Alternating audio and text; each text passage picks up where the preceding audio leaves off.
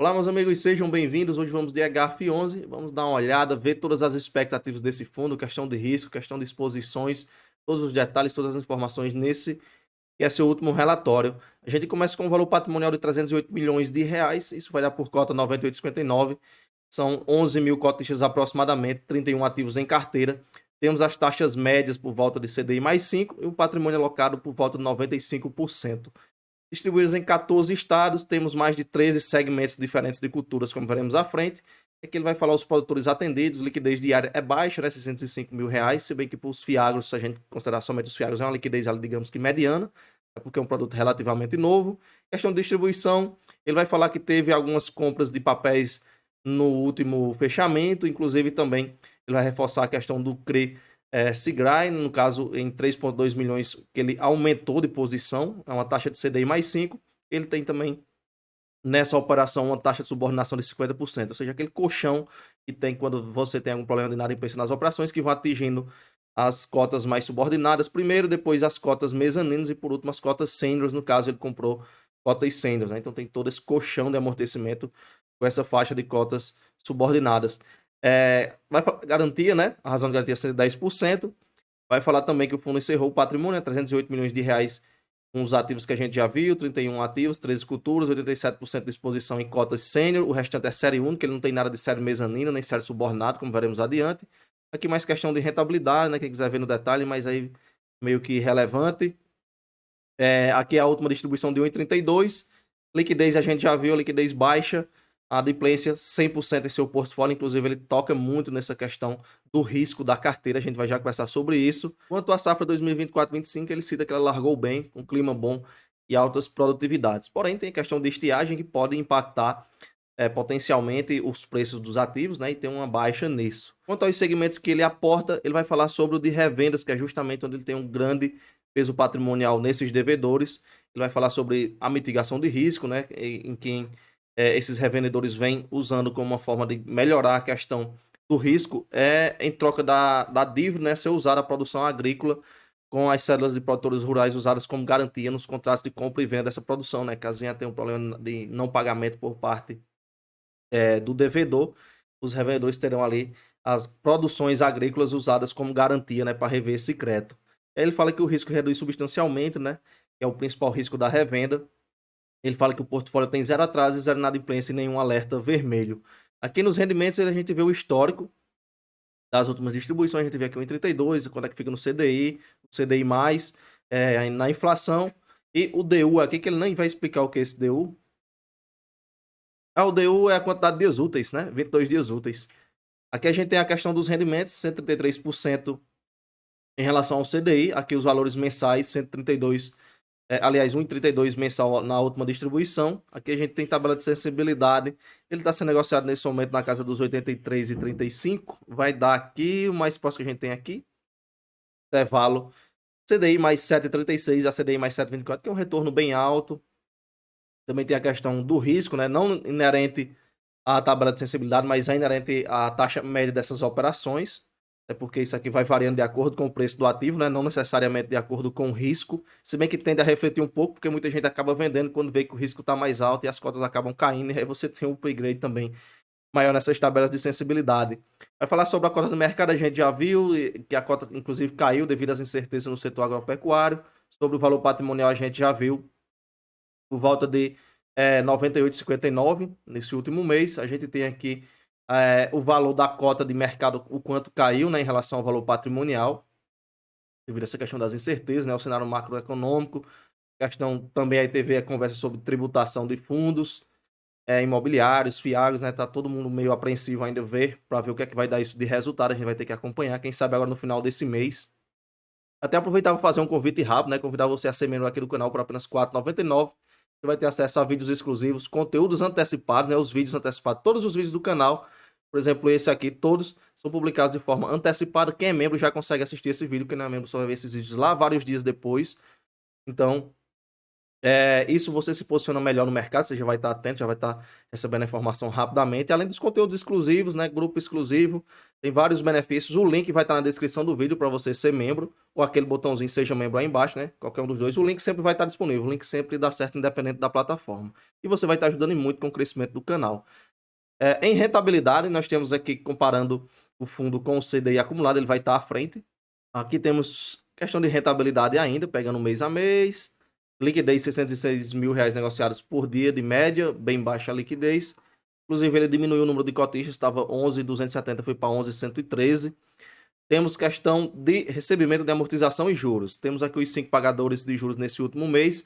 Como é que ele está colocando quem foi que pagou? Porque os pagamentos desse fundo, a grande parte dos seus devedores pagam de forma semestral e inclusive alguns de forma anual. Então você não tem pagamento todo mês aquelas operações. Se eu não me engano, só são 2 operações que ele tem em portfólio. A gente vai já olhar que são de forma mensais.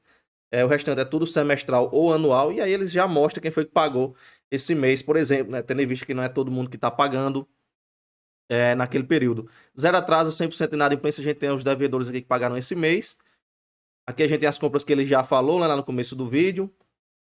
94% do patrimônio alocado, uma taxa média de CDI mais 5, uma taxa high yield, é um fundo com taxas high yields. Inclusive, esse fundo, essas operações, elas pagam semestralmente, a grande maioria. Antigamente, ele não pagava de forma mensal como ele paga hoje, ele pagava por período. Se eu não me engano, ele fazia o pagamento a cada 3 meses ou era a cada 6 meses. Aí, depois de um tempo, foi mudado, ele vem pagando de forma mensal, né? Fez uso de reservas ali para ir tampando os buracos, né? Vai fazendo a linearização dessas distribuições e manteve, então, o pagamento mensal, mas antes não era mensal. Ele vai falar aqui mais abaixo da listagem das operações, mas a gente tem aqui os maiores devedores, né? O Golplan com 9,45, a Nativa com 8,45. Esse em marcação mais escura, isso aqui é do mês anterior, do relatório anterior, e o atual é esse mais claro. Aqui a gente vê as posições, a gente sempre olha também devedores que vieram apresentar problemas em outros fundos, até então segue tranquila o portfólio, a listagem do EGAF.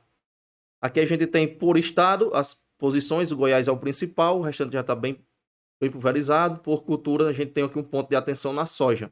41% dos ativos são relacionados à soja, né? Caso venha ter um problema, tem um impacto considerável no segmento, né? Uma baixa aí que possa vir a atingir muitos produtores. Os 14 estados, as 13 culturas que a gente já viu. Aqui por senioridades, né? 87% são séries sêniores, não tem nada de série mezanino, nada de série subordinada. Tudo ou é sênior ou série única. A gente vê aqui que os principais segmentos dele, o principal é revenda, né? Quase 80%, e o restante vai estar distribuído nesses outros 3. Então temos que estar de olho na questão dos revendedores, né? Caso venha ter um impacto também, você teria aqui consideravelmente, principalmente quando a gente fala de revenda, né? Que tem a questão dos pagamentos depois, e aí o inquilino pode quebrar, e aí você tem impacto naquele inquilino não, né? No devedor. O devedor não consegue pagar e o revendedor fica com aquele prejuízo, aguardando o pagamento.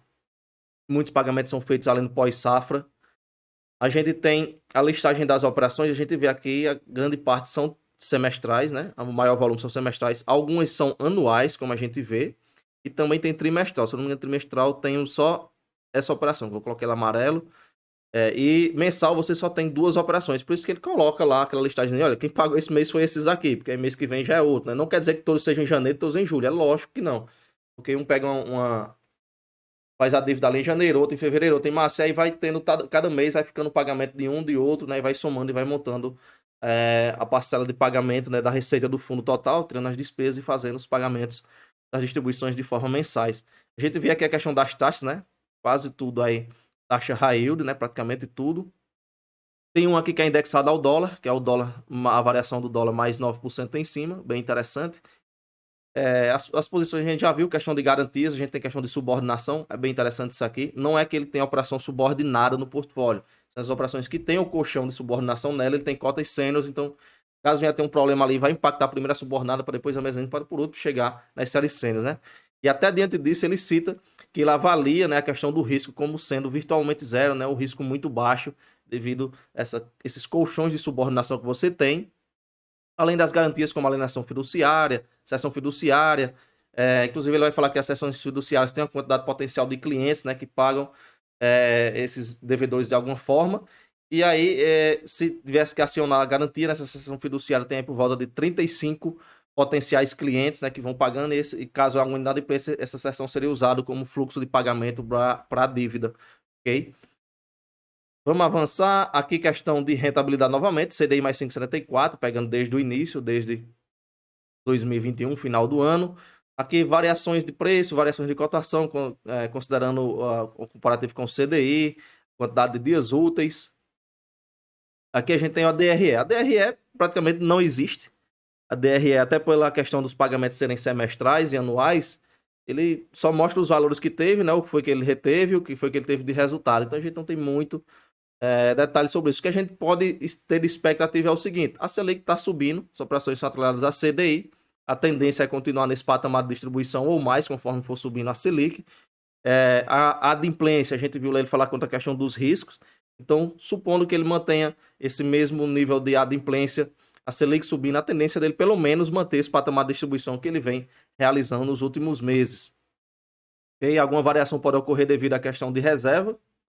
Vai ter janela de mês que vai ter mais gente pagando, menos gente pagando, e mantendo esse patamar dentro do que a gente vem, pelo menos a média aí dos últimos meses, né, tendo em vista a questão da adimplência que está igual, e a Selic subindo, então pelo menos isso para mais, né, tendo em vista essa correção da Selic, ok?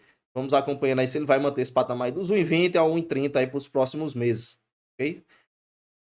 E aqui a gente já finaliza o relatório. Novamente eu deixo o convite a você a ser membro do canal, R$ 4,99, conteúdos exclusivos, vídeos antecipados, grupo exclusivo, vários outros benefícios. Vai estar o link na descrição para você clicar e ver todos os detalhes. Além disso, também tem um botãozinho de Seja Membro. Nem sempre o botão de Seja Membro funciona, tá? A galera que usa principalmente iPhone, os aparelhos da Apple, o botão Seja Membro às vezes não aparece, mas o link na descrição sempre dá certo. Beleza? Nos vemos no próximo vídeo e valeu!